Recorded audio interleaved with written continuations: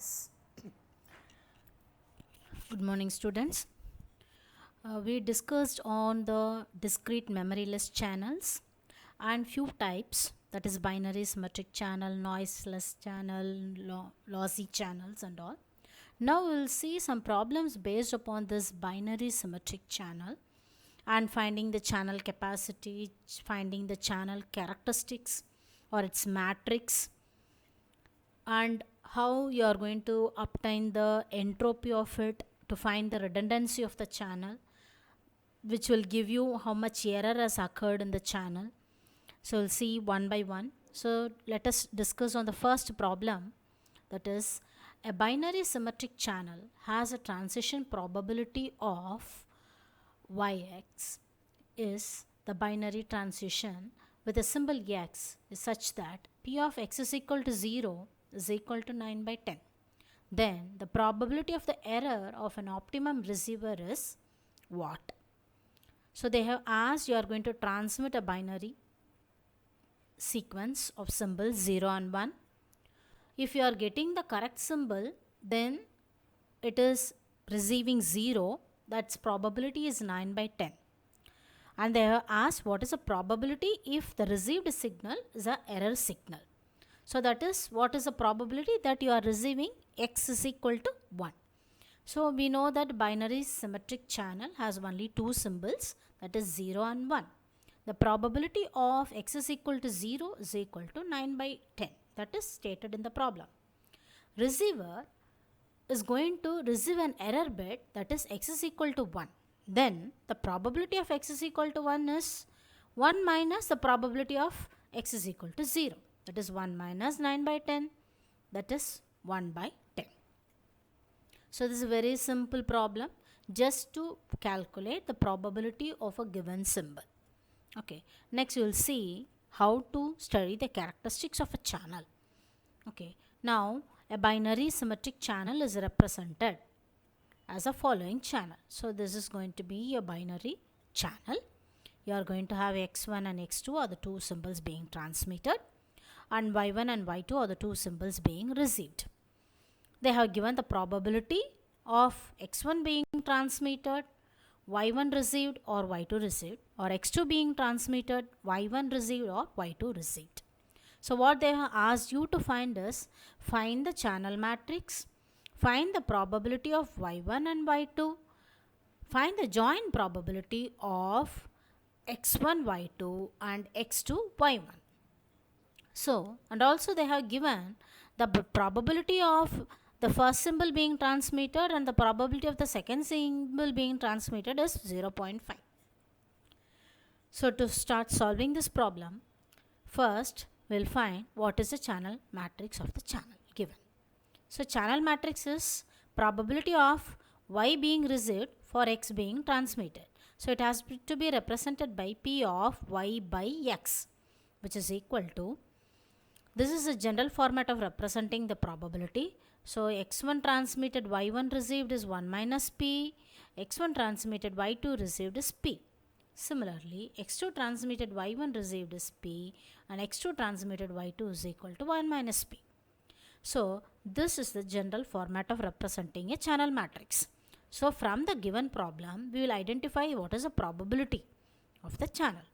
So the channel says that x1 being transmitted, y1 being received is 0.7. x1 transmitted, y2 received is 0.3. x2 transmitted, y1 being received is 0.6. And x2 transmitted, y2 is received is 0.4. So this is the probability matrix, or we call this as a channel matrix for x, the elements x being transmitted, y being received. Now we'll see the second part of the problem. So they have asked you to find the probability of y1 and what is the probability of y2 being received for x1 and x2 transmitted. They have defined x1 and x2 probability as 0.5. What is the probability of getting y1 and y2? So for that, the formula used is probability of the y is equal to probability of x into probability of y being received for x being transmitted. So we know that probability of x is going to have two elements x1 and x2. So it is 0.5 and 0.5. And coming to the probability of P of y by x, just now we have found the channel matrix. So the next step is you just perform the normal matrix multiplication. So your row items has to be multiplied with the column elements. First row with the first column and first row with the second column elements. So it will result in the probability of 0.65 and 0.17. So this says that probability of y1 is 0.65 and probability of y2 is 0.17. Next is they are asked to find the joint probability. So joint probability is they have asked to find the probability of x1 comma y2 and probability of x2 and y1. So to find the joint probability, the formula is P of x comma y, which is equal to P of x, diagonal value of it, into P of y by x. So the diagonal probability of P of x is nothing but the probability of the x1 component for y1 being received, and x1 component is not received by y2, so that component is taken as 0. Similarly, x2 component transmitted to y1 is taken as 0. x2 being transmitted to y2 is going to be 0.5. So this is your P of x diagonal matrix. And you know already what is P of y by x. We know that is a channel matrix. Substitute your diagonal matrix of P of x and this channel matrix of P of y by x and do the multiplication of this matrix. So this will result in 4 elements.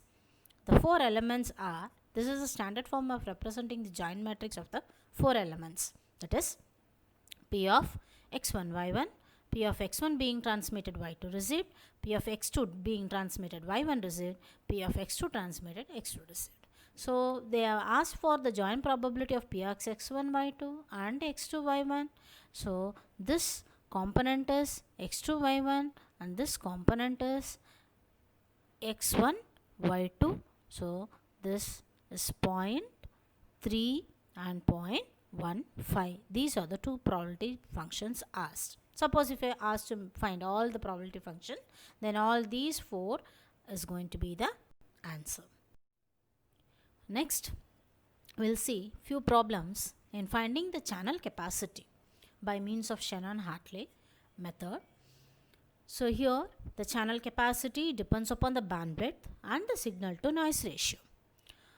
So here the first problem is you are going to have a typical telephone line with a signal to noise ratio, that is SNR, of 30 dB and an audio bandwidth of 3 kHz. What is the maximum data rate? So this maximum data rate is nothing but the channel capacity, how much information a channel can carry at a time, that is specifically in terms of second. So this unit will be in bits per second. So before going to solve the problem, let us see the conversion of decibels to normal value. So if it is going to be 10 dB, it is 10 raised to the power of 1. If it is 20 dB, it is 10 square. 30 dB, it is 10 cube. 40 dB, it is 10 to the power of 4. In general, if SNR is given in dB, to find the normal SNR value, that is numerical level, it is 10 to the power of SNR given in dB value divided by 10. Just by heart this formula.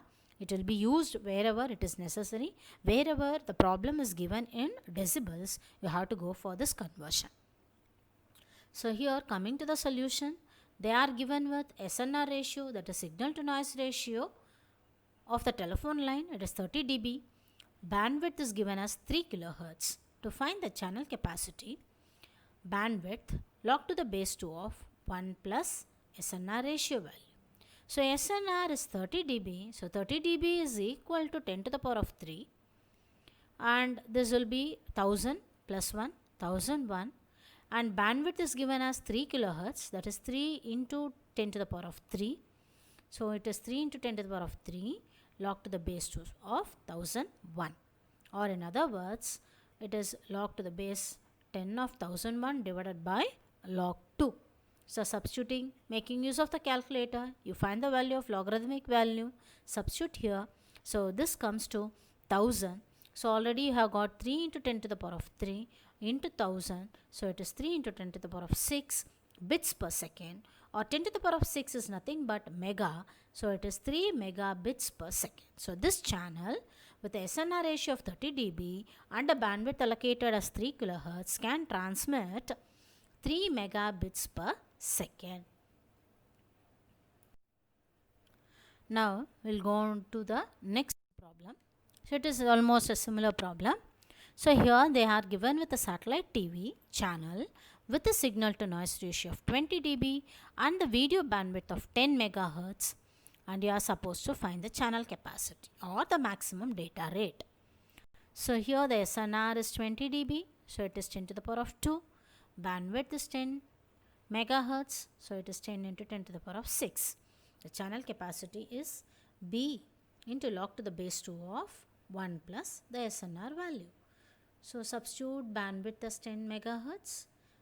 Your SNR value as 10 square, so it is 100 plus 1, 101. For easier value, we are going to convert that is into log of 101 divided by log 2. Finding it over the calculator, it is 6.6 into 10 to the power of 7. So in order to bring it to the standard form, make this into 66 into 10 to the power of 6 bits per second, or else it is 66 megabits per second.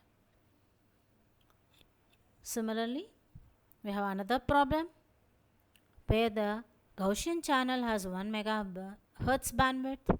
Calculate the channel capacity of the signal power to the noise spectral density ratio of 10 to the power of 5 hertz. Find the maximum information rate. Also find the maximum information rate is nothing but the channel capacity. Okay. So here bandwidth is 1 megahertz, that is 10 to the power of 6 hertz. Signal to noise ratio is directly given, it has 10 power 5 hertz. So here no need to convert that into decimal. It is directly given, not in decibels. So you can directly substitute. So it will be 1,01,000 when you substitute this over here, it is 10 power 6. So on calculating the logarithmic value, it leads to 16.6 into 10 to the power of 6 bits per second, or it is 16.6 megabits per second.